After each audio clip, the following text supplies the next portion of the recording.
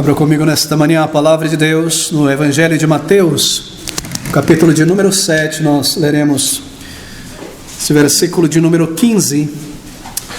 Mateus, capítulo de número 7, versículo de número 15, estas palavras do Salvador dizendo: acautelai-vos, porém, dos falsos profetas, que vêm até vós vestidos como ovelhas, mas interiormente são lobos devoradores. Título deste sermão nesta manhã, destas considerações, a palavra do Senhor é discernimento contra falsos mestres, essencial para a vida cristã. Queridos amigos, nos recordamos que nestes versículos 14 a 20 do capítulo de número 7, até o final do capítulo, na verdade, o Senhor Jesus Cristo tem uma única preocupação, e a sua preocupação é que cada verdadeiro discípulo entre por esta porta estreita de uma vida sobre o senhorio real do Senhor Jesus Cristo e siga por este caminho apertado da obediência e submissão à vontade do Senhor. E nesses versículos, diante de nós, 15 ao versículo de número 20, o Senhor Jesus Cristo, ele segue, na verdade, enfatizando o que ele já falou no versículo de número 13 e o versículo de número 14. Ele segue elaborando e desdobrando esta verdade, esta grande, profunda declaração do versículo de número 13 e versículo de número 14, o seu comando, e também demonstrando as implicações e os cuidados que todo verdadeiro crente deve ter ao seguir por este caminho apertado. E o que ele está fazendo aqui é, na verdade, enfatizando um princípio de ouro para a vida cristã, que a palavra do Salvador, que Deus enviou a este mundo, e os seus ensinos não devem ser apenas ouvidos e aplaudidos como um grande ensino declarado por um grande mestre, mas devem ser aplicados e vividos na vida real de todo verdadeiro crente. É isso que ele está fazendo aqui mais uma vez. Ele começa com estas palavras, então, a sua aplicação desta grande declaração dos versículos 13 e 14, dizendo no versículo de número 15: acautelai-vos, porém. E por esta pequena partícula, porém, ele conecta essas declarações que se seguirão àquilo que ele afirmou nos versículos anteriores. Ele está dizendo o seguinte: porém, queridos discípulos, isso nos remete aos versículos anteriores, você passou por esta porta estreita, e agora você segue por este caminho apertado de viver uma vida de verdadeira submissão, uma vida sacrificial, de verdadeira entrega à vontade do Senhor Jesus Cristo. Porém, você deve, neste caminho, se acautelar dos buracos e das armadilhas. Essa é uma advertência terna, porém uma advertência firme, para preservar os discípulos conforme eles seguem pela vida cristã. Você entrou neste caminho de uma vida cristã genuína e real, então seja prudente, porque há buracos e há armadilhas e arapucas neste caminho, diz o Salvador. Mas deixe-me fazer uma aplicação imediata aqui. Há aqui diante de nós, de uma maneira implícita, essa gloriosa doutrina da preservação dos santos, que Deus haverá de nos fazer perseverar até o final, e pelo seu Espírito nos seguindo, nos conduzindo nesta jornada, Ele irá então nos preservar até passarmos por esta linha final para dentro da vida eterna. E essa é uma doutrina poderosa, uma doutrina fortalecedora do sentimento e da perspectiva espiritual de todo crente, que Deus, através da sua graça pelo seu Espírito, irá nos fazer perseverar ao longo da jornada cristã, encarando as nossas falhas, nos arrependendo diante dele, consagrando as nossas vidas e fazendo isso pelo seu Espírito, desta maneira que ele irá nos preservar como seu povo até o final. Mas algo importante aqui, você percebe a natureza da vida cristã e da santificação. Santificação e crescimento na vida cristã não é algo passivo, diz o Salvador aqui, mas é uma ação consciente. Sim, na conversão é uma obra inteira da parte de Deus. É Ele quem abre o nosso entendimento, que leva o morto espiritual a reconhecer os seus pecados e a buscar o Salvador de uma maneira consciente. Ele opera na vontade humana, Ele nos dá vida onde nós não temos vida, e Ele nos conduz pelo seu poder à salvação, porque salvação pertence ao Senhor. Porém, a partir da conversão e ao longo da jornada, a vida de santificação É uma obra do Espírito conforme nós respondemos às suas moções pela palavra em nossa consciência. Isso está claramente demonstrado aqui. Você deve conhecer a vontade do Salvador e você deve obedecê-lo e fazer aquilo que é o seu dever. Santificação não é Deus blindando as nossas vidas contra o diabo, nem tampando todos os buracos e pavimentando o caminho ao longo da jornada, mas santificação é o Senhor mostrando a você e a mim onde estão os buracos e as armadilhas, para que você e eu respondamos a estas verdades, tirando o nosso pé do erro e nos afastando do caminho do erro. E é exatamente isso que o Senhor Jesus Cristo está demonstrando aqui. Ele diz: acautelai-vos nesta jornada dos falsos profetas. Ele está dizendo que haverá dificuldades no caminho. Ele está dizendo que pessoas de má índole entrarão em nosso caminho. Ele está dizendo que nós devemos então exercer a nossa maturidade, conhecendo a palavra de Deus, para nos desviarmos do erro. Isso é santificação, é um responder à verdade da palavra de Deus, e assim o resultado é crescimento espiritual. Deus não irá colocar o seu dedo sobre as nossas vidas e nos mudar automaticamente, mas Ele irá exercitar a nossa mente, as nossas afeições pelo conhecimento da sua palavra, para que nós demonstremos a Ele grande amor e respeito, cumprindo a sua vontade. E aqui está uma maneira de Ele nos preservar no caminho para a eternidade, nos informando que ao longo desta jornada haverá problemas, haverão dificuldades, e nós devemos estar conscientes disso ao entrarmos por esta porta estreita e sermos pessoas zelosas, prudentes como as serpentes, enquanto somos simples como os pombos. Neste versículo de número 15, ele começa a dizer estas palavras: acautelai-vos, porém, dos falsos profetas que vêm até vós vestidos como ovelhas, mas interiormente são lobos devoradores. É uma advertência a cautelar-se de dois tipos de perigos, porque ele segue dizendo no versículo 21, nem todo o que me diz Senhor, Senhor entrará no reino dos céus, mas aquele que faz a vontade de meu Pai que está nos céus. Muitos me dirão naquele dia, Senhor, Senhor, não profetizamos nós em teu nome, e em teu nome não expulsamos demônios, e em teu nome não fizemos muitas maravilhas? Então lhes direi abertamente, nunca vos conheci, apartai-vos de mim, vós que praticais a iniquidade. Essa é uma advertência a cautelar-se de dois tipos de perigos. Dois tipos de perigos que na jornada cristã se colocarão diante de cada um de nós. E ele passa então agora a ensinar os seus discípulos como reconhecer esses perigos, então, tendo reconhecido, como lidar com eles. Ele fala sobre dois tipos de perigo, repito mais uma vez, que se apresentam como dois tipos de pessoas. Primeiro, ele fala sobre falsos líderes, falsos mestres, falsos ensinadores. Acautelai-vos, porém, dos falsos profetas. E ele usa o termo aqui profeta, que originalmente no Antigo Testamento referia-se a uma pessoa que anunciava eventos futuros da parte de Deus. Mas os profetas eram também pessoas que ensinavam a religião de uma maneira pública ao povo de Deus. E o termo profeta passou aos poucos a ser compreendido como um mestre religioso. E aqui nesse contexto, nesse versículo, profeta é qualquer pessoa ou professor da religião. Este é o primeiro perigo que o Senhor Jesus Cristo está indicando em nosso caminho. Que haverão falsos líderes, falsos mestres, falsos professores que entrarão em nosso caminho buscando nos dissuadir para fora deste caminho. É um perigo em forma de um tipo de pessoa. E o segundo período aqui, anunciado pelo Salvador, é também um outro tipo de pessoa. Está no versículo de número 21 a 23, nem todo o que me diz Senhor, Senhor entrará no reino dos céus. Versículo de número 22, muitos me dirão naquele dia, Senhor, Senhor, não profetizamos nós em teu nome?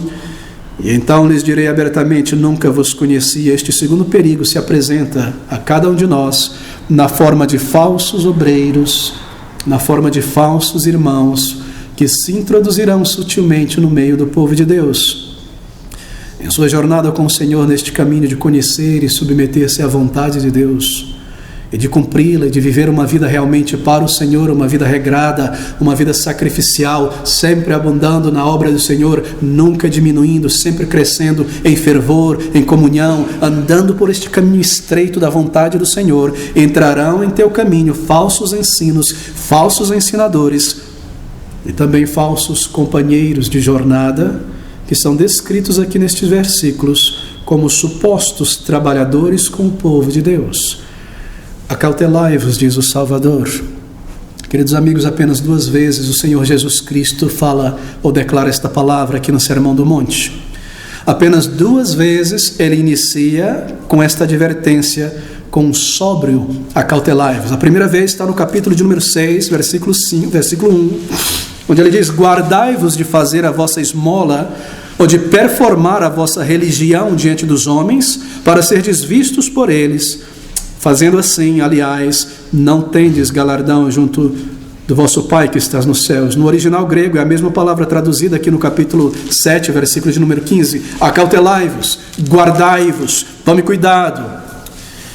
A mesma palavra, a primeira advertência do Senhor, guardai-vos, é de tomarmos perigo contra a hipocrisia na vida cristã, de buscarmos performar a nossa religião diante dos homens, para que eles vejam a nossa espiritualidade, para que eles tenham a impressão que somos mais santos do que os santos, para que eles vejam as nossas obras sendo feitas não em Cristo, mas diante dos olhos dos homens. E o Senhor Jesus Cristo, em seu sermão, ele olha para os seus discípulos, ele prevê este grande perigo dos discípulos copiarem os fariseus e os escribas, que viviam a sua religião diante dos homens, e diz a eles: acautelai-vos de uma vida religiosa somente de aparência.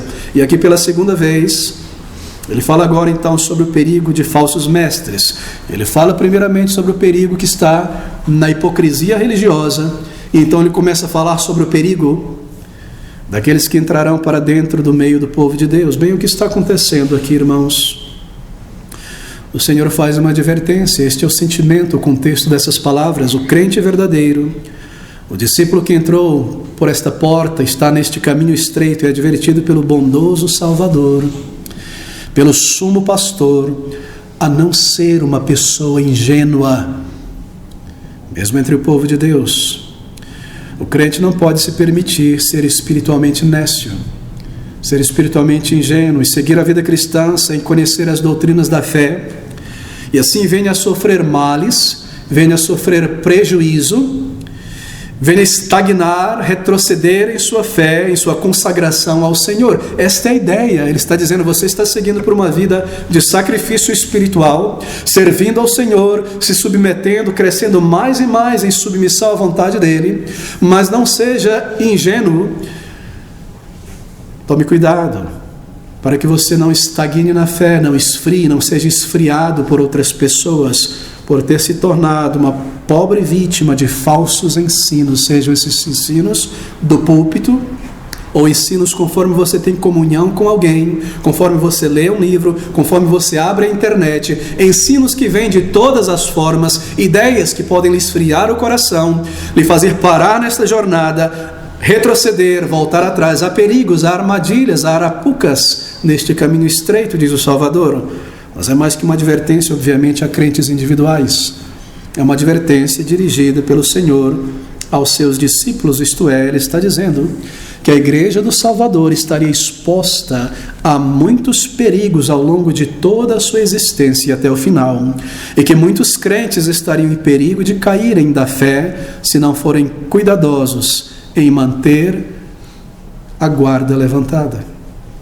Nosso Salvador está dizendo que o reino dos céus será buscado e será vivido em um mundo de mentiras e enganos a respeito do céu, a respeito do reino de Deus, a respeito da igreja, a respeito do que é a verdadeira vida cristã. Existirá uma imensa quantidade de falsos ensinos buscando dissuadir o crente de uma vida de retidão, de fervor e de consagração. Na verdade, amigos, nunca houve um período na história do cristianismo em que o povo de Deus não estivesse empenhado em controvérsias com alguma forma de falso evangelho. Há na imaginação de alguns crentes românticos uma ideia ilídica de que no início da igreja cristã o povo de Deus vivia somente em paz, e crescia e florescia somente. Eu nunca ouvi problemas, mas isso não é verdadeiro. O Senhor Jesus Cristo diz que viriam lobos devoradores, e aqui ele está afirmando isso novamente. Paulo, no livro de Atos, diz que conforme ele fosse passando de cena, o seu tempo estava chegando ao final, ele seria derramado como uma libação, ele subiria para a glória. Com lágrimas ele rogava ao Senhor, e ele temia, sabendo que depois de sua partida entrarão dentro da igreja sutilmente lobos devoradores. Assim nunca houve um tempo na igreja, na história do povo de Deus, em que a igreja não esteve empenhada em controvérsias sérias com alguma forma de falso evangelho ou alguma figura falsa da vida cristã.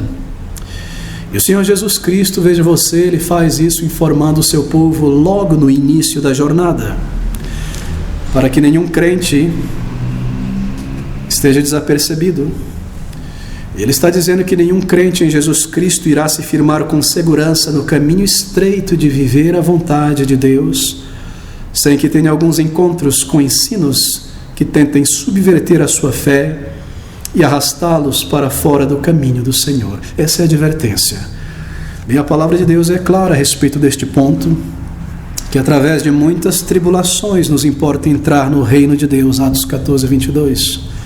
E que alguma dessas tribulações, estão dizendo o Salvador aqui, elas virão de dentro dos próprios irmãos, no meio do povo de Deus, de pessoas que estariam ali entre crentes em Jesus Cristo e buscariam esfriar o coração do povo de Deus e falarão coisas pervertidas baseadas em contendas para arrastar os discípulos após eles ou para dissuadir o caminho e a direção da igreja no serviço do Senhor.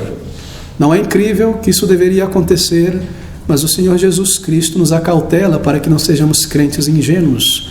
Ele diz: acautelai-vos, porém, dos falsos ensinadores. E ensinador ou profeta aqui quer dizer qualquer um que se levante para influenciar o povo de Deus, seja do púlpito ou seja em comunhão com o povo de Deus, para dissuadir um crente de sair deste caminho estreito e apertado de submissão à vontade do Senhor. Ele diz: acautelai-vos, porém, dos falsos profetas. Bem, baseado nessas declarações, nós podemos fazer algumas suposições, não é verdade?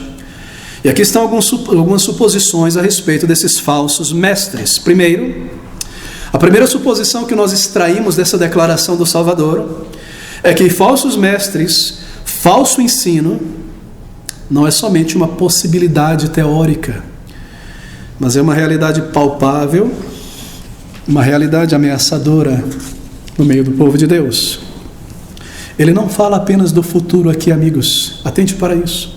Ele não está dizendo: lá na frente virão falsos mestres, acautelai-vos dos falsos mestres que virão lá na frente, nos últimos dias. Não, eles já estavam ali. Haviam escribas e fariseus, haviam falsos irmãos, haviam pessoas buscando notoriedade, haviam pessoas com ambição. João, em sua carta, terceira carta de João, ele fala sobre um certo discípulo que buscava a preeminência dentro da igreja do Senhor Jesus Cristo e impedia que os próprios apóstolos pudessem falar com o povo de Deus naquela igreja. Eles já estavam ali, cuja hipocrisia e perversão da verdade constantemente afetava a comunhão do povo de Deus. O Senhor os acusou, os fariseus, de fecharem a porta do reino dos céus diante dos homens e nem eles próprios entrarem. Assim sempre haverá no meio do povo de Deus pessoas que não irão mostrar compaixão a almas e tentarão dissuadir que outros mostrem compaixão. Pessoas que não irão pregar a verdade com instância, irão de alguma maneira dissuadir os outros que o façam. Pessoas que não estarão envolvidos na obra do Senhor e tentarão esfriar o coração do povo de Deus para que outros não façam. Essa é uma realidade. Isso tem acontecido desde o primeiro século e nós vemos isso ao longo da jornada do povo de Deus em cada igreja local, ao longo de todo o tempo. Essa é a primeira suposição, que falsos mestres não são apenas possibilidades, mas uma realidade ao longo desta jornada. E a segunda pressuposição da advertência do Senhor é não apenas que eles já estavam ali desde o início, e o Senhor já os tinha edificado em seu sermão, e Ele nos mostra então quem são esses falsos mestres. Bem, esse falso mestre, nos diz o Salvador, quem quer que fosse, um líder, ou mesmo ovelha no meio do povo de Deus, seria alguém que quebraria o menor dos mandamentos do Senhor e os ensinasse a outros a fazerem o mesmo. É isso que eu acabei de mencionar. Capítulo 5, versículo de número 19, ele fala essas palavras. Qualquer, pois, que violar um destes mandamentos, por menor que seja, e assim ensinar aos homens a fazê-lo, influenciar os outros a fazê-lo, será chamado menor no reino dos céus. E nós vimos o que isso significa. Ele não pertence ao reino dos céus. Aquele, porém, que os cumprir e ensinar será chamado grande no reino dos céus. Aqui está, eles não somente viriam, mas o Senhor os identifica, seriam homens e mulheres e líderes que tomariam os princípios da fé e a lei de Deus como coisas corriqueiras, pequenas, e tentariam fracionar e dividir em rankings a lei de Deus e dizer: essas coisas são banais, essas coisas são desnecessárias, essas coisas são pequenas, o importante é somente isso, e buscariam então influenciar outras pessoas, ensinar outras pessoas a fazer o mesmo. O Senhor identifica esses promotores de inverdades, de falsa doutrina. E a terceira suposição sobre os falsos mestres por trás desta advertência do Salvador é que eles são perigosos. Essas pessoas não são pessoas que poderíamos dizer que estão momentaneamente sem discernimentos, ou que são ignorantes a respeito de alguma doutrina. Não. Há muitas vezes pessoas assim no meio do povo de Deus, que têm ideias erradas sobre a vida cristã, sobre o Evangelho, sobre o céu, sobre a salvação, mas que aos poucos são corrigidas pela palavra de Deus, são educadas na fé e crescem, abandonam, se arrependem, se envergonham de terem pensado daquela maneira. Mas por outro lado, há aqueles que são corruptos até o âmago. Há aqueles que são falsos na própria essência de sua vida espiritual. O seu propósito não é servir, é devorar. Eles não nutrem seus seguidores, eles os devoram. E aqui o Senhor nos diz que eles são lobos vestidos de ovelhas. E há uma quarta suposição por trás da advertência, que o verdadeiro caráter e intenção destes falsos mestres estará oculto por uma aparência de piedade. Eles se fazem passar por discípulos, eles se comportam como discípulos. Assim, o cristão ignorante, preguiçoso em conhecer a palavra de Deus, desprevenido, então, irá tratar superficialmente o perigo que está diante dele, diante dela. E será enganado por esses falsos profetas que são religiosamente atraentes, que são plausíveis, que são como queridos irmãos e irmãs interessados em você, e que têm uma aparência de santidade, uma aparência de sabedoria e poder, mas que pelo ensino e conduta negam o poder e a santidade em suas vidas. Assim, queridos amigos, não é suficiente para nós sermos crentes sinceros. Nós temos que ser crentes prudentes também, está afirmando o Salvador. Ele diz: guardai-vos de fazer, isso no capítulo 6, acautelai-vos, porém, dos falsos mestres, que vêm até vós vestidos como ovelhas, mas interiormente são lobos devoradores. Eles vêm até vós vestidos como ovelhas. Eles têm uma aparência, então, dócil. Eles são macios como a lã da ovelha em suas palavras. Eles são sorridentes. Eles parecem ter um interesse em você e na causa do Mestre. Observe a voz deles. Todos eles parecem ovelhas, não é? Parecem mansos. Você já observou o que acontece no meio da teologia da prosperidade? É um exército de homens treinados, não é? Um império terrível. E você já observou como eles começam a copiar os falsos mestres, os lobos. Eles copiam na maneira de vestir, na maneira de falar, nos gestos, no maneirismo e até na voz. Todos eles falam assim, não é? E você começa a copiar a voz deles, uma voz de ovelha. Você precisa copiar esta voz. E todos os discípulos desses lobos falam exatamente como eles. Você já percebeu isso na televisão? Eles falam como ovelhas. Eles aprendem a linguagem de Sião. Eles possuem uma espiritualidade de fato, mas não possuem justiça. Há uma diferença entre espiritualidade e justiça, querido amigo. Você pode produzir uma certa espiritualidade, falar sobre coisas cristãs, demonstrar interesse por elas, tentar conhecer as doutrinas, vestir-se como um crente, usar a linguagem espiritual. Você encontra pessoas assim o tempo todo, eles conhecem bem o vocabulário espiritual, vaso, bênção, servo, varão, coisas como essa. Eles estão o tempo todo saudando com a paz do Senhor, profetizando, é a vitória que eu estou buscando. Eles conhecem a linguagem espiritual, eles possuem uma espiritualidade, mas uma espiritualidade não é sinal de verdadeira conversão.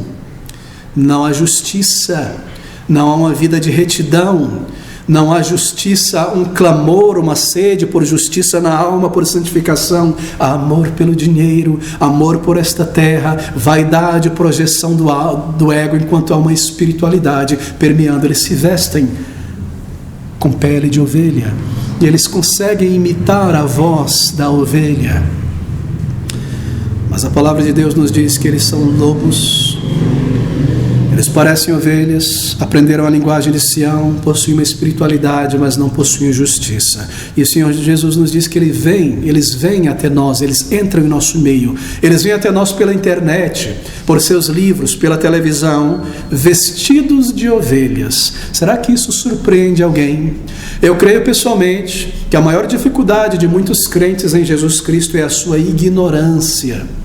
Muitos crentes em Jesus Cristo parecem imaginar que quando o erro entrar em seu caminho, quando o diabo entrar em seu caminho, ele virá verde, com 2 chifres, com uma cauda e com um arpão, e eles conseguirão identificar e correr do diabo. Mas será que nós esquecemos que ele é um anjo de luz, ou melhor, se faz de um anjo de luz?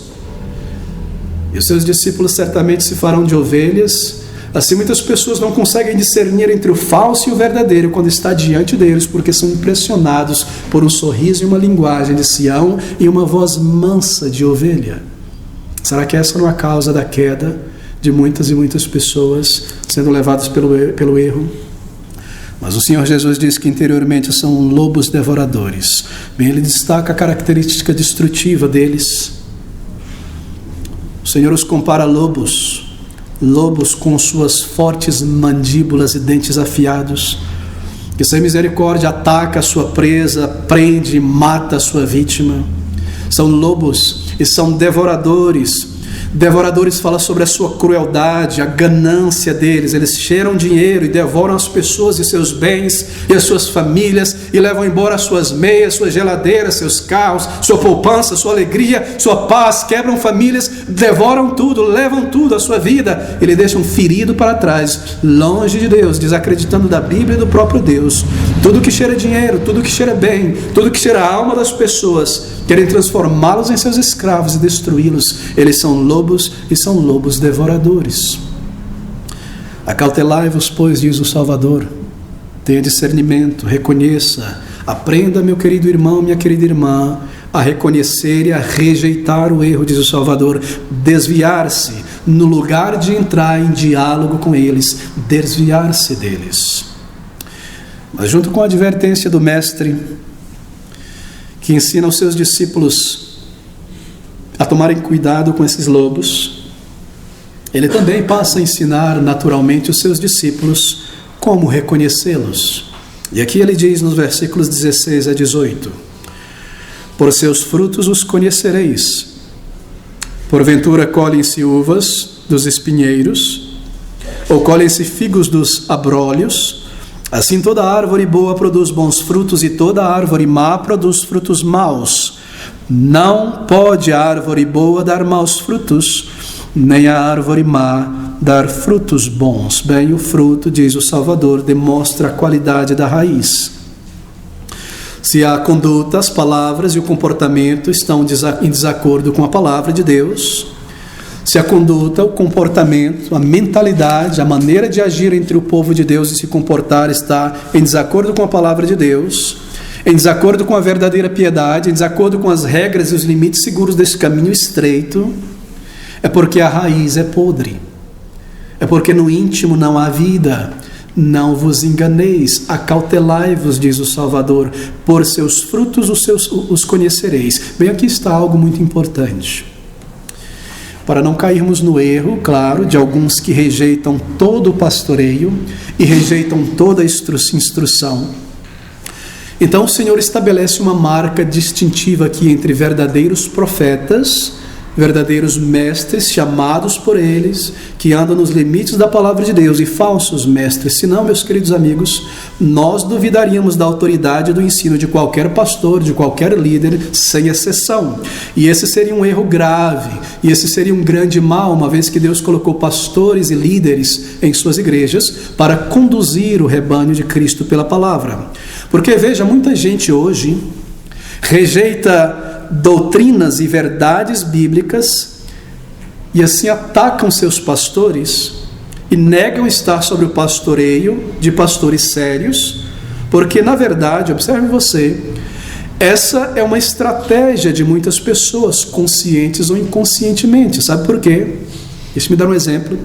Veja, por exemplo, o caso dos desigrejados. Na maioria deles, claro, há certas pessoas ali feridas, que foram enganadas por certos movimentos, cheios de lobos devoradores, mas a maioria dos desigrejados, conforme você os observa, é a maneira que eles encontraram, serem desigrejados, de rejeitar várias doutrinas bíblicas, não estarem em igrejas, não se submeterem ao pastoreio, para assim não terem que se submeter a verdades bíblicas que não querem se submeter. Eu não quero me submeter a estas verdades, assim é melhor que eu não esteja numa igreja que pregue isso, é melhor que eu não esteja sob o pastoreio de alguém que ensine esta verdade. Isto é, às vezes, o caso de pessoas que estão constantemente pulando de uma igreja para outra, entrando e saindo de uma igreja, porque é um número de doutrinas que confrontam seu ego, a sua complacência, a sua preguiça, e não querem se submeter à palavra de Deus. E assim, quando se veem confrontados pela palavra, o seu recurso é desdenhar o pastor, porque se envergonhariam, não é? O seu recurso é sair da igreja, porque se envergonhariam de atacar diretamente a palavra de Deus. Assim, este é um recurso, é claro que é, e nós vemos isso acontecer muitas vezes. Assim, o primeiro princípio diante de nós aqui é não rejeitar uma doutrina bíblica ou evitá-la por ser uma doutrina pouco conhecida por nós, mas ao contrário, conhecê-la a fundo, examinando a palavra de Deus, porque rejeitar o ensino bíblico é desobedecer a Cristo, e rejeitar o ensino bíblico de um pastor fiel às Escrituras, quando este está ensinando a palavra de Deus, a verdade que é segundo a piedade, é também desobedecer a Cristo Jesus, o Salvador. Ele diz: por seus frutos os conhecereis. Mas como poderiam aqueles crentes e discípulos saberem quem confiar então? O Senhor Jesus Cristo diz: falsos mestres entrarão em teu caminho. Mas como saber quem é um falso mestre e quem é um verdadeiro discípulo de Cristo? Como distinguir entre o falso e o verdadeiro? Bem, o Senhor estabelece uma marca de distinção para o povo de Deus: discernir entre um verdadeiro mestre e um falso mestre, mestres enviados por Deus e aqueles que se auto-intitulam mestres. Bem, ele diz que nós devemos formar a nossa opinião a respeito dos falsos mestres a partir do fruto de seus ensinos. Pelos seus frutos os conhecereis. Nós não temos que ficar suspeitando de todo mundo o tempo todo, pela mera suspeita, porque isso se chama presunção, presumir sem saber. Presumindo e nos tornando presunçosos. Esse é um dos grandes males entre o povo de Deus, que formam raízes de amargura em que divide o povo de Deus. Como alguém começa a pensar demais na sua mente, o dia inteiro matutando ali, começa a presumir sobre fulano, sobre Beltrano, que estão pensando de mim, que estão me ensinando. Será que esse fulano é um verdadeiro profeta? Será que aquele irmão está ensinando a palavra de Deus? Nós não devemos presumir nada, nós devemos perguntar. E perguntar a palavra de Deus. E assim o Senhor, com grande misericórdia, para que não haja divisão e uma vida de suspeita, Ele nos dá sinal e diz: pelos frutos vocês conhecerão os falsos discípulos. Ele diz que nós devemos então formar a nossa opinião a respeito dos falsos mestres a partir do fruto do ensino deles.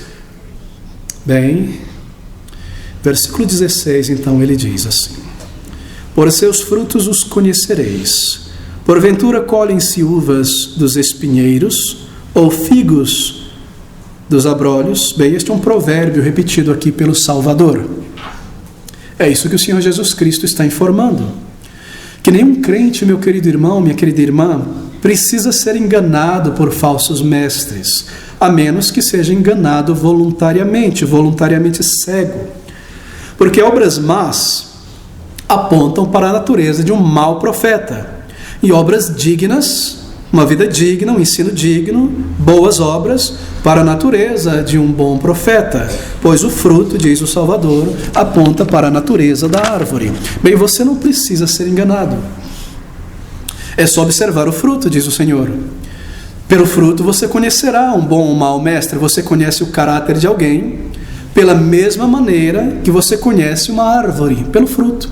Ali está uma planta, uma árvore muito parecida com uma outra árvore. Às vezes você olha distante, será que é uma mangueira? Será que é uma mangabeira? O que será que é aquilo? Você chega perto, a cor das folhas, o tamanho, não é a copa, parece muito parecida, ali a altura, frondosa, mas você só descobre pelo fruto. O fruto você discerne. Há frutas que parecem maçã, mas logo que você examina, você vê que é uma fruta venenosa. Há certas frutas que parecem muito uma uvinha verde, não é? Um cacho ali bonito, mas é pelo fruto, é pela realidade que você conhece. Assim diz o Salvador: porventura, colhem-se uvas dos espinheiros ou figos dos abrolhos. Uvas, que são frutas nobres, não são colhidas de espinheiros, que são ervas baixas e daninhas. Figos, que são frutos preciosos na antiguidade e hoje também, não são colhidos de meros arbustos, mas sim de uma árvore com folhas grandes, verdes, bela e bonita. O Senhor Jesus fez assim em sua criação. Assim, aquilo que glorifica a Deus e é dignificante não sai de um falso profeta, não sai de um falso irmão. Pelos seus frutos os conhecereis. Bem, quais são os frutos de um mestre fraudulento? Essa é uma boa pergunta, e eu devo dizer que há muitos livros lidando apenas com este ponto, discernir quais são os frutos de um falso ensino, de um falso profeta. Bem, acaso estes frutos têm a ver, ou têm em vista, o próprio ensino do falso profeta? Será que o fruto é um mau ensino, um ensino que não está de acordo com a palavra de Deus? Um aconselhamento, uma insistência que não está de acordo com a vida de piedade, com a vida de consagração? Será que o fruto mau de um falso ensinador é o seu ensino? Ou acaso por frutos o Senhor Jesus Cristo aqui tem em vista o caráter da pessoa? O que é este fruto? É um caráter errado, um caráter que não é de acordo com a piedade, de acordo com a santidade, embora as palavras são bíblicas, são teológicas. O que é este fruto? Bem, a maioria dos comentaristas, baseado aqui nos versículos 17 ao versículo 19, toda árvore boa produz bons frutos, toda árvore má, frutos maus, eles se mantêm posicionados em um desses dois aqui. O fruto é o ensino, outros dizem o fruto é o caráter do mestre. Bem, eu penso que tem em vista as duas coisas, você não pode separá-las, o caráter e o ensino. Veja o versículo 15 ao versículo 16a, ele diz: acautelai-vos, porém, dos falsos, o quê? Profetas, ensinadores. Eles vêm até vocês vestidos como ovelhas, mas interiormente são lobos devoradores. Acautelai-vos desses falsos ensinadores, por seus frutos os conhecereis.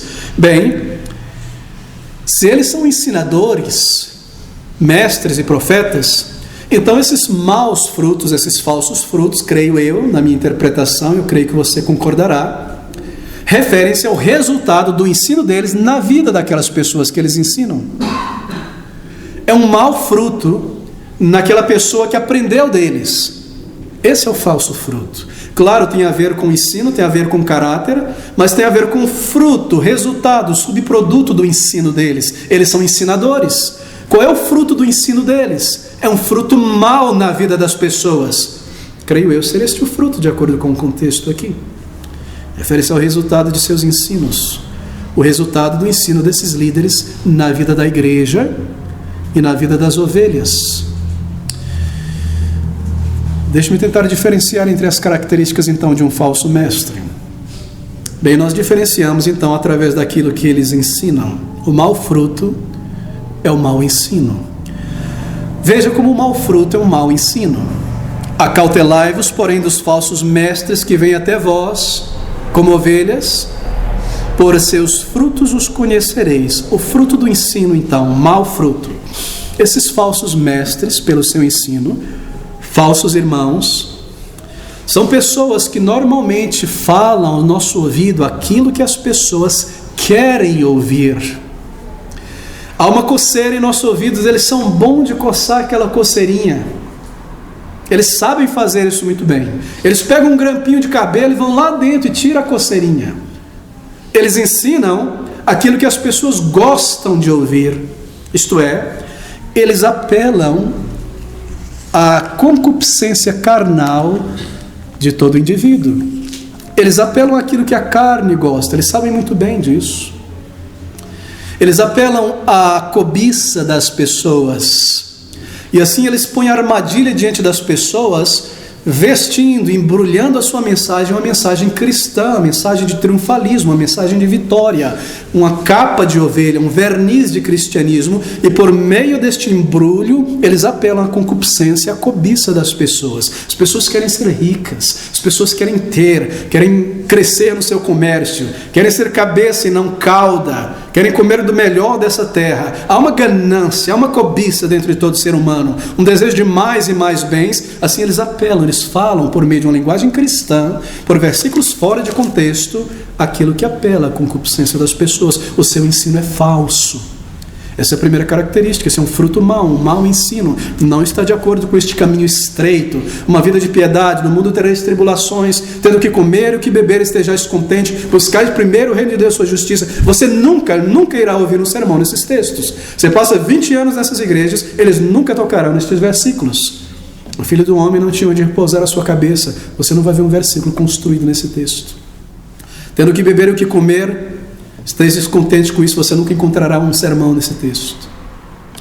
E assim, meu querido amigo, nós chegaremos a esse ponto. Uma característica vital, ou melhor, mortífera de um falso líder, não está em observar aquilo que ele ensina, mas aquilo que ele deixa de ensinar. Percebe? Eles são sutis. Acautelai-vos. Segundo, eles são treinados em confundir crentes. O seu fruto é um mau ensino. Eles sabem muito bem como confundir, deixar as pessoas confusas. Se um crente ele vê o erro gritante diante de si, é muito fácil fugir, não é? Mas se ele vê verdade que o atrai, misturada com o erro, então ele fica confuso, se ele não tem discernimento bíblico. Assim, esses falsos mestres são mestres em tornar obscuro aquilo que é claro como a luz do dia na palavra de Deus. Em confundir entre a vontade de Deus e a vontade do homem. Em confundir entre a distinção entre o que é o caminho largo e o caminho estreito. E a pessoa seguindo pelo caminho largo que conduz à perdição, imaginando que estão seguindo no caminho estreito da vontade de Deus. Porque a vontade de Deus é que você não seja cauda e você seja cabeça, enquanto você está seguindo pelo caminho da ganância e da morte. E você imagina que está fazendo tudo aquilo que Deus lhe comanda fazer. Chamam de estreito o que é largo e chamam de opressivo o que é estreito e seguro.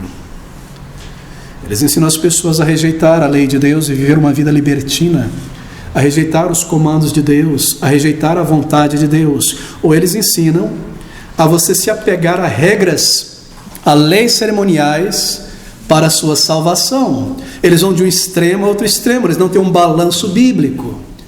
Eles são aptos a confundir as pessoas. Terceiro, o fruto mau do ensino é que eles ensinam também ideias não bíblicas, embora estejam baseadas na Bíblia. E nós vemos esses falsos mestres em todo lugar. Eles dizem inferno. Inferno é um mito da imaginação primitiva, da antiguidade, que de alguma maneira permaneceu na Bíblia e nós precisamos purgar isso. Porque pense você, como pode um Deus de amor, baseado na Bíblia, Deus de amor, mandar pessoas para o inferno, fora da Bíblia, porque a Bíblia diz, pelo menos no capítulo de João 6, 9 vezes, capítulo 9, 6 vezes, sobre o fogo do inferno. E é o próprio bondoso, manso, querido Nazareno Salvador quem fala mais sobre o inferno do que todos os profetas e apóstolos juntos. Eles ensinam ideias baseadas na Bíblia, mas não bíblicas. Eles declaram que Deus é onipotente, onipresente, onisciente. Bem, às vezes eu preciso colocar o dedo nos nomes. Houve um grande, famoso pregador na Inglaterra, que morreu há poucos anos atrás, que influenciou toda a igreja no Ocidente, com um falso ensino. Me lembro, há muito tempo atrás, 25 anos de idade, eu me encontrei com eles, nós sentamos para conversar. O nome dele é John Stott. E a conversa não foi boa. E a ideia daquele homem é de que porque Deus é amor e a essência de Deus é amor, no final das contas ele irá extinguir o inferno e ele deixará de existir. E ele foi o líder desse ensino de que não há uma punição eterna, somente uma vida eterna com o Senhor, e nós vemos isso permear muitas e muitas igrejas. Ele é o indivíduo posteriormente que encabeçou o movimento de trazer a igreja anglicana e evangélicos por fim de volta ao berço do catolicismo romano. São falsos líderes, são falsos mestres, são pessoas de grande capacidade teológica e intelectual que ensinam ideias baseadas na Bíblia, mas que não são sola Escritura, que não são bíblicas. Há outros que declaram que Deus é onipotente, onipresente, mas ensinam exatamente o contrário disso de seus púlpitos, que o homem na verdade é poderoso, por fim soberano, e que ele determina por si mesmo a realização do seu destino, isso chamado openteísmo, teísmo aberto. E você vê nesta cidade de São Paulo homens ensinando isso de seus púlpitos, dizendo crer na onipresença, onisciência de Deus, mas dizendo que o homem é soberano por fim e estabeleceu o seu futuro. Resumindo, é isso. Estou sendo genérico aqui, obviamente.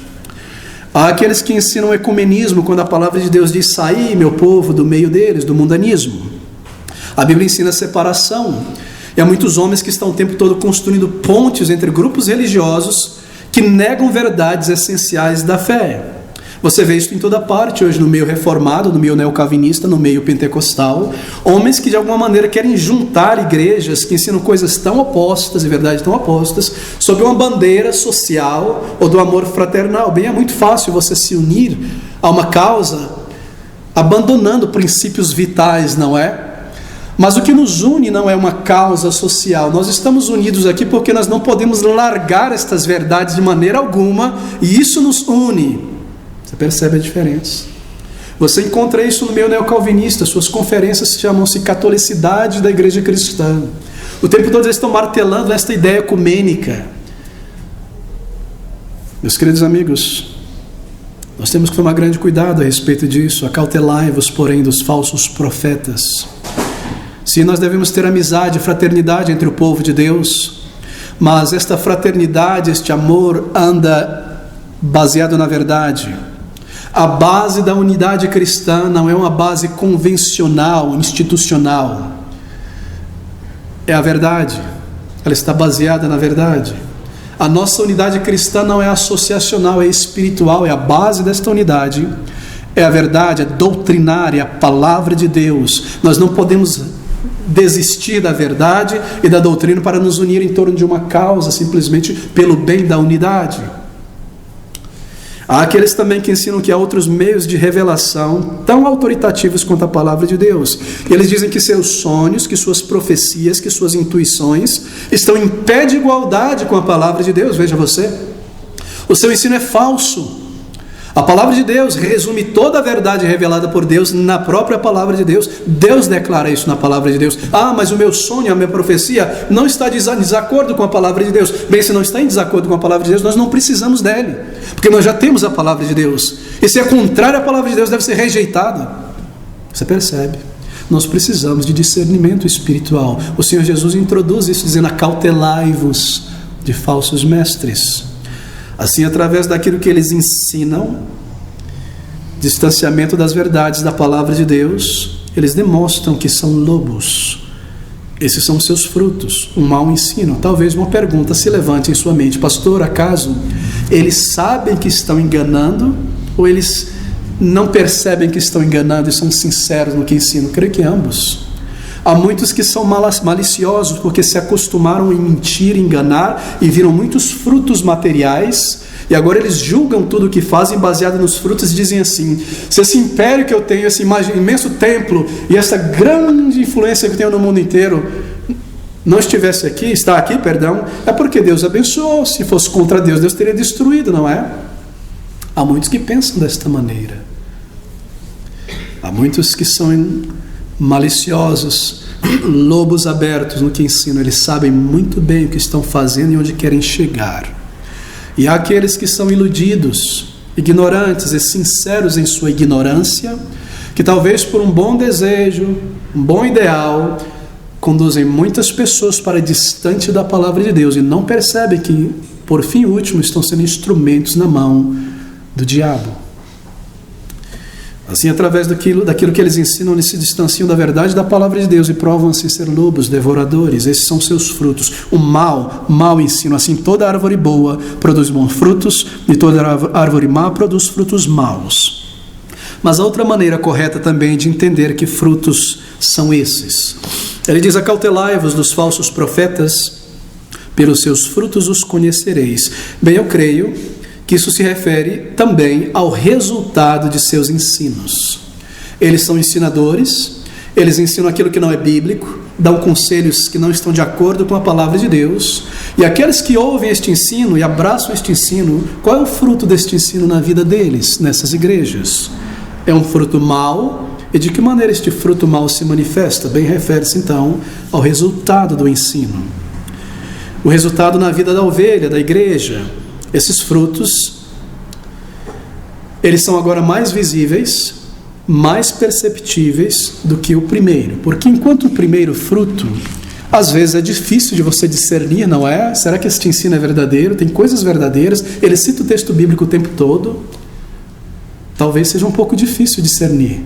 Mas o resultado, o fruto do ensino numa igreja e na vida de uma pessoa é muito claro discernir se é um bom fruto, um fruto de piedade, um fruto de santificação, um fruto de consagração ou um mau fruto. Bem, nós perguntamos qual é o fruto de um número de líderes e pastores em nosso meio no Brasil hoje. Líderes que encabeçam vários movimentos recentes, que, por exemplo, desejam unir todas as igrejas debaixo de um guarda-chuva de uma convenção, associação ou ministério. Você pensa, por exemplo, sobre o novo evangelicalismo, que começa a surgir a partir dos anos 70 até os anos 90, mais ou menos, com seus grandes líderes nos Estados Unidos e aqui no Brasil. Ou você pensa sobre esses novos intitulados calvinistas, novos calvinistas de nossos dias, e você já pode observar que depois de alguns anos do ensino deles, o fruto do ensino deles na vida de crente de muitas igrejas não tem sido bom. Você se pergunta, acaso os seus frutos são bons? Quais são os seus frutos? Qual é o fruto deste movimento neo-evangélico nos últimos 40 anos e do neocalvinismo nos últimos 10 anos aqui no Brasil? Tem gerado maior santificação na vida das pessoas? Tem gerado maior fé na palavra de Deus? Tem gerado maior consagração de vida, maior dedicação, maior crescimento em conhecimento e firmeza da verdade? Tem realizado e alcançado uma reforma nas igrejas? Isso na vida do crente. E nas igrejas de uma maneira particular, as igrejas se tornaram mais reverentes, há maior amor pela palavra. Você observa o mundo mais e mais distante da igreja, ou a igreja se tornou mais, em nossa geração, conformada ao mundo, mais complacente, menos serviço cristão, menos santificação, mais preocupada com esta terra, mais preocupada com ação social, tirar as pessoas da rua, adotar crianças, coisas maravilhosas, coisas muito boas, mas perderam de vista a bandeira de proclamar o Evangelho? Qual tem sido o fruto do neocalvinismo, do neoevangelicalismo, do movimento pentecostal, do movimento ecumênico nesses últimos 10, 15, 30 anos no Brasil? São bons e maravilhosos frutos, quando colocado na balança, ou um fruto mau? Quais têm sido os frutos na vida de crente de igrejas locais, do ensino desses homens que estão continuamente na internet, em suas conferências, em seus artigos? São bons, são maus? Deixa-me perguntar, está o crente mais parecido com o mundo ou mais parecido com Cristo hoje em dia? Quem é que tem ganhado quem? O mundo tem ganhado a igreja ou a igreja tem ganhado o mundo? Eu me recordo de estar numa conferência um tempo atrás, ali em pé, cuidando da minha vida, e de repente uma pessoa que me conhecia, tinha visto pregando na internet, no site da igreja, chegou, eu vi um jovem, lá vem ele. Ele tinha tatuagem que vinha de baixo da orelha até a ponta do dedo. todo coberto. De longe eu não entendi, parecia uma pessoa que tinha sofrido queimadura. Quando você olha de longe, não é uma pessoa toda tatuada, parece algo estranho, sofreu queimadura, mas conforme chegava, via que era tatuagem. Ele veio conversar: eu sou um crente em Jesus, e eu nasci de novo há 4 anos atrás, e fui batizado. E ele começa a falar como ele tem tentado ganhar o mundo. Eu fiz essa tatuagem com o nome de Jesus, e essa cruz aqui, e eu perguntei para ele: bem querido amigo, em sua experiência e no seu olhar sobre a Bíblia, sobre a igreja nesses últimos 4 anos, você crê que o crente, o mundo tem se tornado mais como a igreja, ou a igreja mais como o mundo? E o crente, ele parece mais um mundano, ou o mundano tem sido santificado pelo crente? E ele entendeu muito bem a mensagem, ele baixou a cabeça, e a consciência o tocou. Ele falou: o crente tem se tornado mais como o mundo. Qual tem sido o fruto deste ensino que diz: tudo bem, você tem a sua liberdade cristã, está tudo bem se dar ao álcool, um pouquinho de álcool não faz mal, por que não uma tatuagem que glorifique ao Senhor? Tudo que tem fôlego glorifique ao Senhor. Qual o problema em uma discoteca? Qual o problema de ouvir aquilo que há de pior neste mundo, intrinsecamente mundano, o rock, o blues, o jazz, ritmos que promovem a sensualidade, a rebelião, dizem esses líderes? O resultado você vê na vida de pessoas que antes viviam uma vida recatada, separado do mundo, tentando se diferenciar em seu vestimento para a santificação, agora se tornaram pessoas que você olha para eles e não consegue reconhecer se são verdadeiros crentes em Jesus Cristo. Será que o fruto tem sido bom desses grandes líderes na internet, na vida de crentes na igreja do Senhor Jesus Cristo, ou um fruto mau, um fruto que leva as pessoas ao mundo? Menos piedade, menos consagração, menos separação do mundanismo, mais uma vida para Cristo. É um fruto bom ou é um fruto mau? Pelos seus frutos, o fruto do seu ensino, abraçado pela igreja e pelas pessoas, conhecereis se esses líderes são lobos. Eles são mais ecumênicos ou mais separados, as igrejas hoje? A adoração, ela é mais bíblica, mais vertical, dirigida ao Senhor, ou ela é mais horizontal, do show, da propagação do ego, da projeção da habilidade? A igreja tem melhorado em sua adoração, tornado-se mais reverente, mais jubilosa, mais santa. Os hinos têm melhorado, se aprofundado, mais doutrinários, mais bíblicos, ou o contrário? A maior piedade, ou mais brigas, mais mau testemunho, mais dissensões?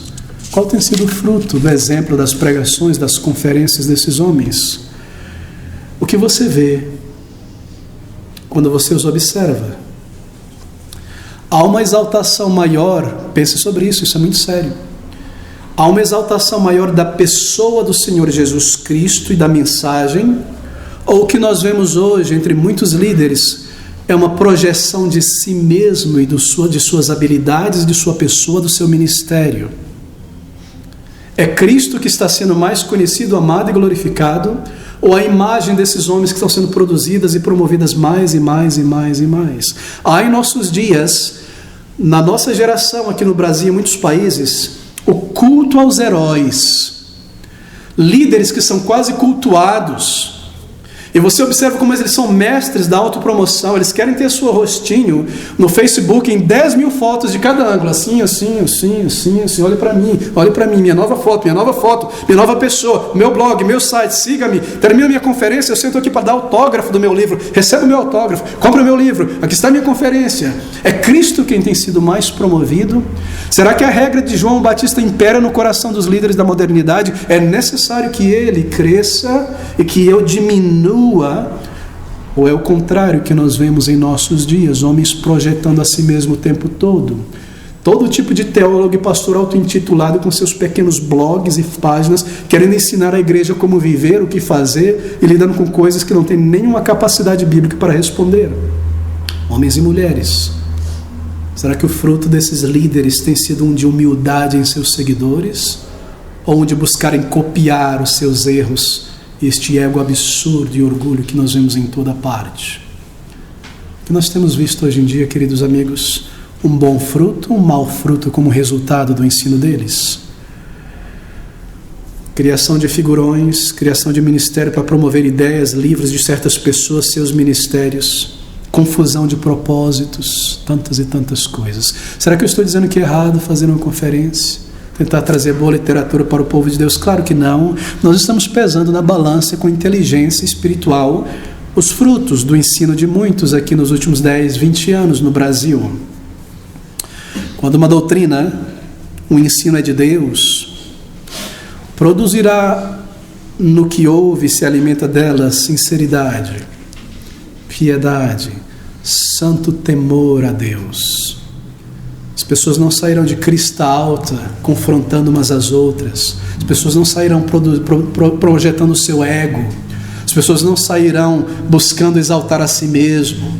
As pessoas se tornam pessoas mais piedosas, mais humildade, mais santidade, mais amor, mais outras virtudes cristãs, mais consagração de vida, mais separação do mundo. Que geração confusa, não é, meu querido amigo? Quando as coisas mais simples da vida cristã, hoje em dia, são desconhecidas e confundidas.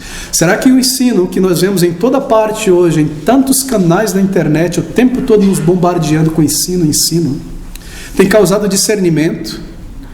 Somente em nossa geração você encontra crentes hoje que não sabem se dar ao álcool é certo ou errado, eles estão em dúvidas. Somente em nossa geração você encontra crentes que não sabem se é certo se unir a uma pessoa fisicamente antes do casamento ou não, ou depois, elas não têm certeza se isso é certo ou não. Somente em nossa geração você encontra crentes que não sabem que devem viver sacrificialmente, consagradamente ou não. Será que este ensino desses últimos 20 anos tem trazido clareza ou confusão? Você encontra mestres por aí que eles dão todas as opções possíveis de uma doutrina, mas nunca uma só, dizendo, essa é a verdade aqui, ó, vamos observá-la, Cristo está declarando. Eles deixam a porta aberta para você decidir o que você quer. Você percebe isso, querido amigo? Como se nós não tivéssemos a palavra de Deus em nossas mãos. Eles relativizam, eles diminuem. Observe um outro ponto importante, eles estão sempre militando contra estruturas e contra padrões, o tempo todo. Parece que eles querem diluir o dia do Senhor. O dia do Senhor, bem, para que ter 2 cultos? A Bíblia não ensina que tem 2 cultos. Vamos ter só um, vamos começar às 3 da tarde, ou 7 da tarde, temos só um culto, dormir o dia inteiro, passear, etc. E aí a gente vai no culto à noite. Você nunca vê eles dizendo, bem, a Bíblia não diz que deve ter 2 cultos, claro, então vamos ter 4.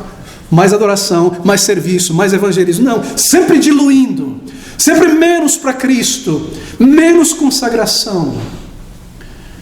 Você nunca vê eles atacando o mundanismo, eles atacam a seriedade, eles atacam a formalidade. Há um pastor por aí que está o tempo todo atacando pastores que usam terno e gravata. Eles seguem dizer, esse é o novo ponto da reforma, sola gravata, só pastor só prega de gravata. Eles vão pregar com jaquetona, né, um barbado branco, já quase de bengala, com calça colada, tênis assim, querendo atrair a atenção das pessoas. Eles não militam em favor daquilo que é decente, em manter aquilo que é padrão. Eles querem diluir e diluir e diluir. Será que eles percebem que ao tentar agradar a todo mundo para se promover suas pessoas, eles estão militando contra Cristo e a santidade? Qual é o fruto, queridos irmãos, desses líderes no Brasil, tão amados e seguidos, muitas vezes no meio neocalvinista, neoevangélico, pentecostal? É um de mais amor por Cristo, menos materialismo, mais humildade, mais temor santo, ou mais orgulho, mais autodeterminação, mais autoconfiança, projeção do ego, mais como o mundo, menos como Cristo, menos santificação, mais envolvido neste mundo? Você deve responder essa pergunta.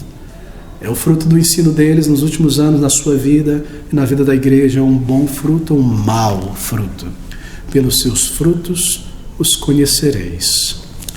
E aqui mais uma vez nós temos da parte do Senhor uma figura perfeita da vida cristã verdadeira. Está aqui diante de nós. Observe, versículo 13. O Salvador diz, entrai pela porta estreita, porque larga é a porta e espaçoso o caminho que conduz à perdição, e muitos são os que entram por ela. E porque estreita é a porta e apertado o caminho que leva à vida, e poucos há que a encontrem. Bem, uma imagem é colocada agora diante de nós, aqui uma ilustração. Aqui estamos nós, em pé diante dessa porta estreita, junto ao portal dela, ali em pé, pensativos. Nós ouvimos o sermão do Senhor Jesus, ele concluiu aquele sermão Nós ouvimos as implicações desse sermão e agora nós estamos ali considerando, ponderando o que fazer com tudo isso que nós aprendemos. Na verdade, ali está aquela multidão diante do Salvador, no Sermão do Monte, na Galileia. Ele termina aquelas palavras maravilhosas: o caráter de um crente, a justiça de um crente, a verdadeira justiça. E aqui estamos nós diante de uma porta estreita, pensativos, considerando as implicações do que o Salvador disse. E então o Senhor diz nesse exato momento aos seus discípulos que eles devem se acautelar, porque o grande perigo de ouvir e atentar para falsos profetas é algo imediato. Você está agora ponderando sobre o que você ouviu, o sermão do Senhor, e o que fazer com ele. E você está diante dessa porta estreita e o Senhor imediatamente vem e diz: então tome cuidado, porque você está agora diante do perigo de um falso mestre. Eles estão sempre ali diante da porta estreita, esses falsos mestres. Eles estão lá sempre do lado de fora da porta estreita, é o lugar favorito deles. E se você neciamente começar a ouvi-los, você estará em sérias dificuldades e grande prejuízo, porque eles irão te persuadir a não entrar pela porta estreita, a não seguir pelo caminho estreito de uma vida de separação do mundanismo, de uma vida de real consagração, de uma vida de verdadeira submissão ao senhorio de Cristo. Você ouviu a mensagem do Salvador, você entendeu as implicações, é colocado diante de você uma porta estreita, você está em pé ali ponderando o que viver, como fazer e entrar pela porta. Virão esses falsos mestres tentando te persuadir a não entrar, a não seguir pelo caminho, diz o Salvador. Acautelai-vos, porém, dos falsos profetas. Essa é a imagem, essa é a figura. Bem, qual então a principal característica do ensino de um falso profeta? É essa, diz o Salvador. Você perceberá que por mais belo, teológico, interessante, inspirador que seja o seu ensino, nunca há no ensino deles uma porta estreita, um caminho apertado.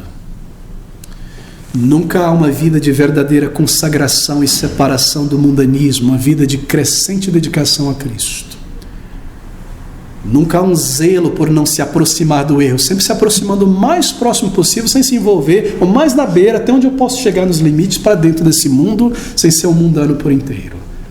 Você nunca vê um padrão elevado de santificação. Não há uma porta estreita, não há um caminho apertado, mas sim, e a todo tempo, descontos e desculpas para entrar mais no mundo, menos consagração, menos submissão a Cristo, menos submissão à vontade de Deus, mais distante da Bíblia, mais distante de seus preceitos, mais da sabedoria do mundo e do pensar deste mundo. O ensino deles, não me entenda errado, é em muitos aspectos poderoso, em muitos aspectos interessante, e veja, correto em muitos aspectos também teológicos, e às vezes você ouve ensinos que são inspiradores. Não estou dizendo que é péssimo.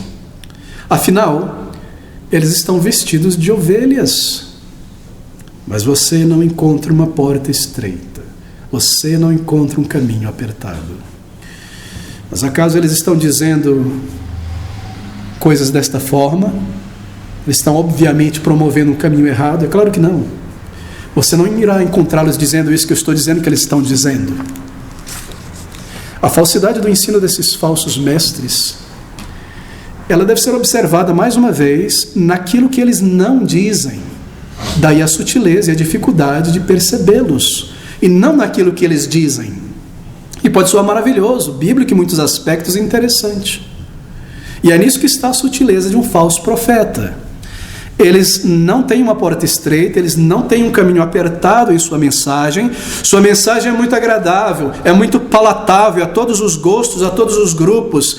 Ele deseja ser uma pessoa para todas as pessoas, ele deseja contentar a todo mundo. Os liberais o louvam e o convidam para suas conferências, os pentecostais o aplaudem, os reformados amam, os tradicionais os amam. Ele é tudo para todos.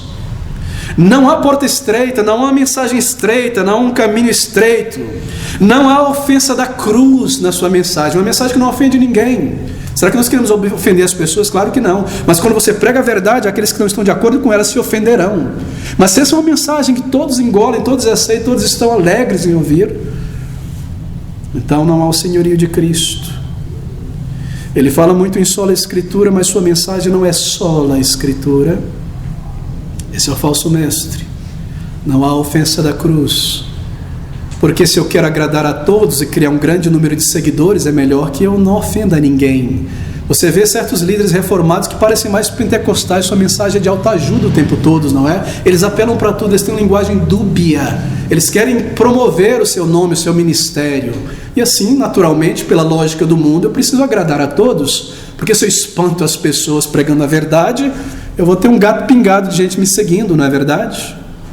Tome cuidado, queridos amigos. Discernimento, diz o Salvador. Não há porta estreita em sua mensagem. Não há vida no caminho apertado.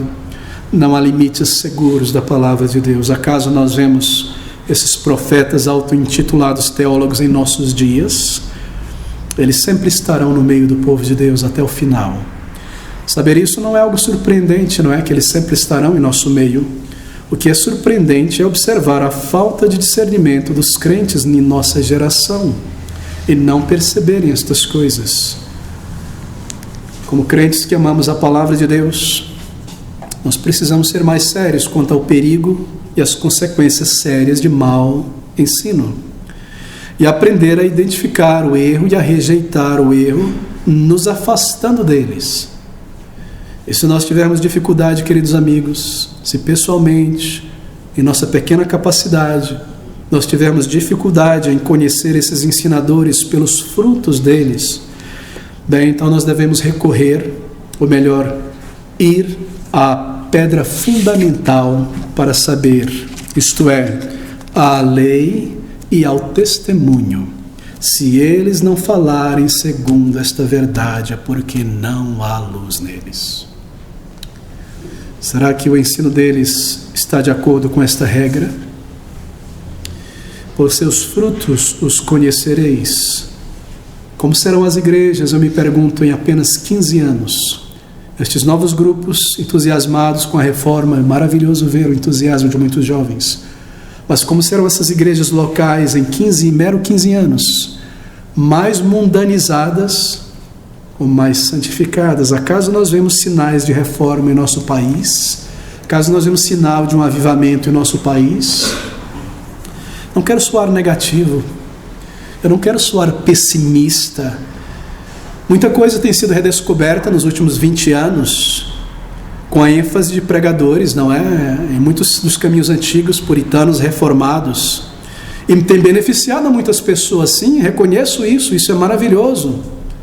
Mas veja, muita literatura boa tem sido produzida, não é? Agora, queridos amigos, pense, são literaturas de homens e de igrejas do passado, que seguiam os caminhos antigos da separação do erro. É isso que tem abençoado muitas pessoas. E não os ministérios atuais de muitos pseudo-líderes ecumênicos. É a redescoberta de igrejas e de pregadores que seguiam um caminho estreito, mantendo-se nos limites da palavra de Deus, que tem trazido grande benefício nesses últimos anos a muitos crentes.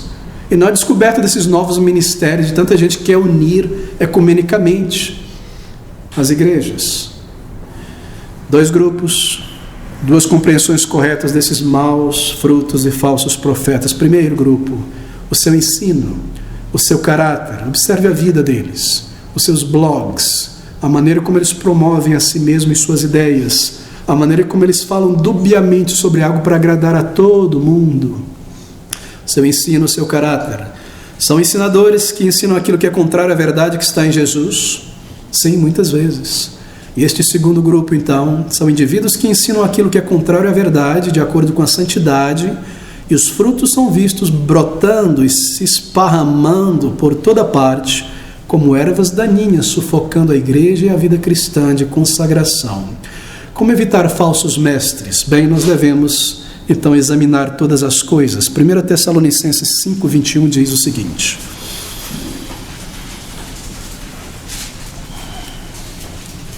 examinai tudo, retende o bem.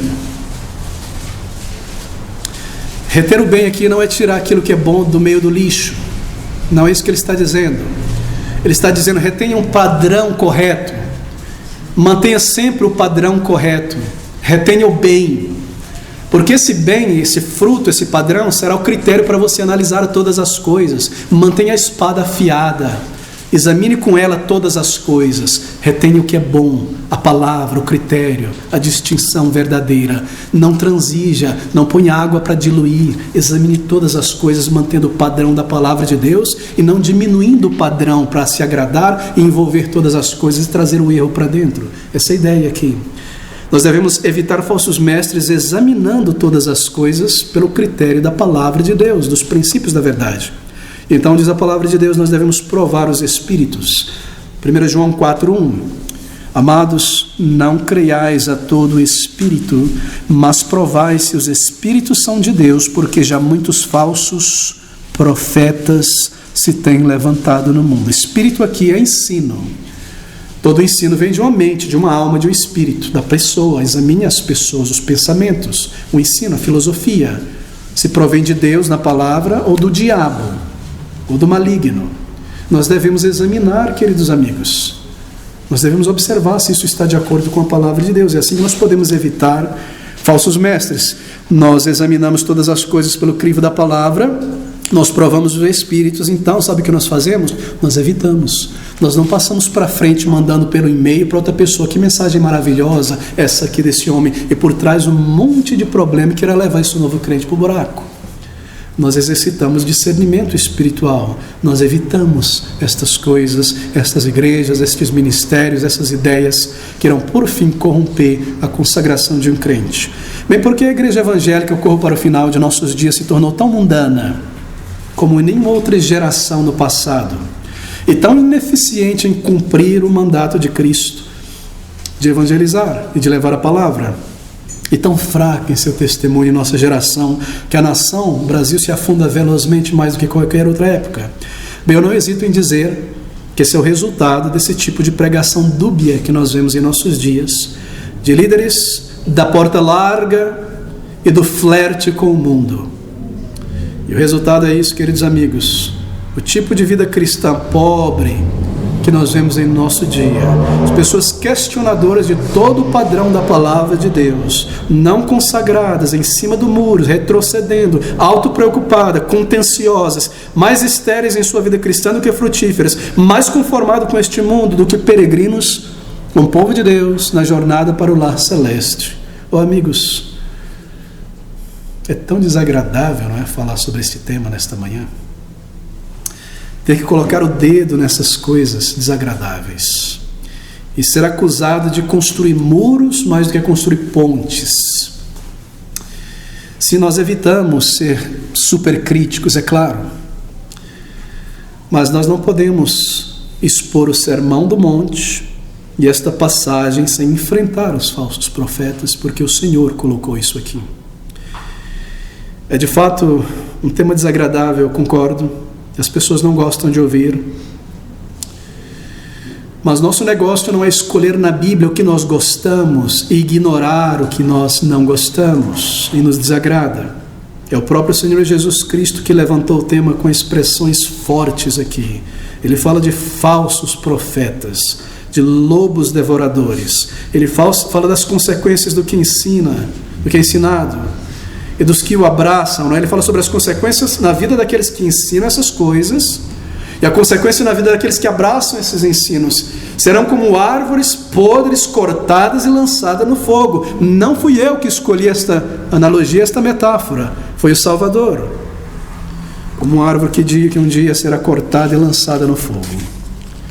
Considere, querido amigo, em oração, a maneira como você tem ouvido o ensino do Salvador nesta manhã e ao longo destes domingos, e o que você fará com ele ao se levantar daqui e ao sair por aquela porta.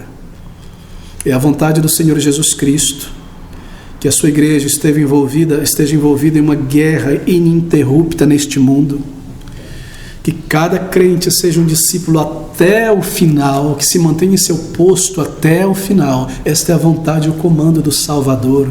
Não é suficiente meramente entrar pela porta estreita e sermos submissos ao governo do Senhor e à sua palavra. A nossa fé, que é constantemente atacada e solapada pelo diabo, deve resistir nós devemos resistir na fé até o final.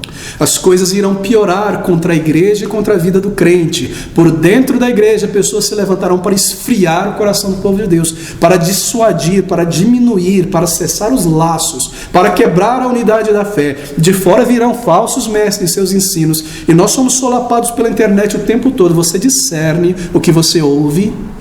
Nós temos um comando a permanecer firmes na fé, a guardar a fé, o que quer dizer preservá-la até o final, para recebermos a coroa da vida. Essa não é uma advertência ao desencorajamento, não, mas à prontidão. E se o Senhor nos ensina como reconhecer as infiltrações do diabo e como nos defender, então nós podemos permanecer de pé quando as dificuldades vierem sobre nós e pedir ao Senhor o seu espírito de sabedoria, e Ele nos dará conforme nós nos submetemos à vontade dEle, entrando pela porta estreita, seguindo por este caminho. É um caminho estreito, é um caminho com muitas dificuldades, mas o Senhor nos preservará se nós nos mantermos nos limites seguros da palavra de Deus. Assim Ele diz estas palavras tão gloriosas: acautelai-vos, guardai-vos, porém, dos falsos profetas, que vêm até vós vestidos como ovelhas, mas interiormente são lobos devoradores. Por seus frutos os conhecereis. Que o Senhor abençoe, aplicando a sua palavra às nossas almas nesta manhã.